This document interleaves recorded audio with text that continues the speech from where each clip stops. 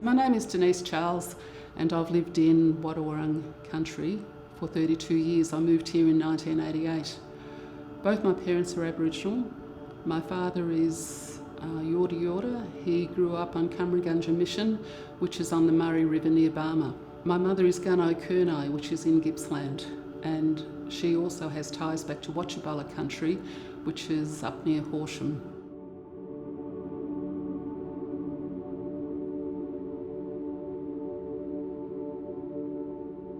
When I moved to Indented Head in 1988, I met a local non-Aboriginal historian, Mr Mackenzie. Mr Mackenzie and I spent a lot of time together.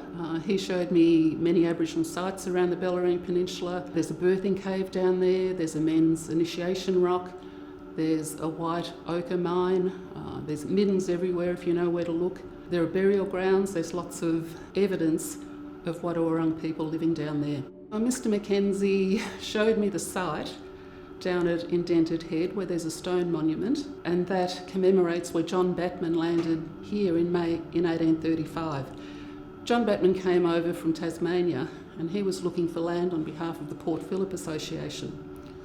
Unfortunately for the Wadawurrung people, the land was so good that in the years following, hordes of farmers and pastoralists came over to take over Wadawurrung country.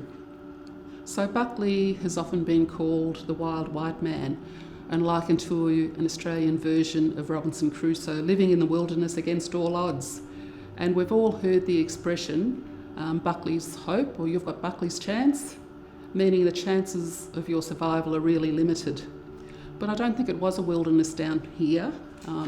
You've only got to look at the Blamire Peninsula, the Surf Coast, Port Phillip Bay, Corio Bay. You know, it's not a wilderness. And your chances of survival, or having Buckley's hope, you've got lots and lots of chances of survival.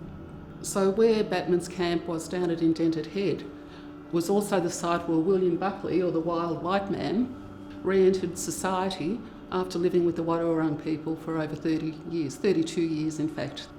So when Batman walked over the Bellarine Hills, he described the country as being like an English gentleman's park, and he declared himself the greatest landholder in the world. And you can see in these paintings the fine country that it is. So Batman had supposedly negotiated a land treaty with 8 Wurundjeri elders from the area around Melbourne, and he claimed 2,000 kilometres of land around Melbourne and 400 kilometres of land around Geelong. He gave the Wurundjeri a quantity of blankets and knives and tomahawks and scissors, looking glasses, flowers, handkerchiefs and shirts, which I think is a bit of a bargain for all that country. You can see in the painting Buckley acting as interpreter in Indented Head that there are supplies of flour, sugar, what looks like rum, beads and a looking glass, probably to give to the Wadawurrung people in exchange perhaps for land. So Batman's treaty was almost immediately declared invalid by the Governor of New South Wales, because under British law the treaty was illegal as the land belonged to the Crown. It's interesting that John Batman recognised the Aboriginal ownership of the land, but the colonial government didn't.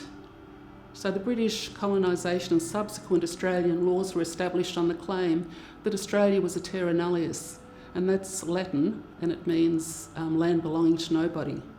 But we know that the land belonged to the Wadawurrung people and the Wurundjeri people up in Melbourne, therefore justifying the acquisition by the British occupation without a treaty with Aboriginal people or without payment for land.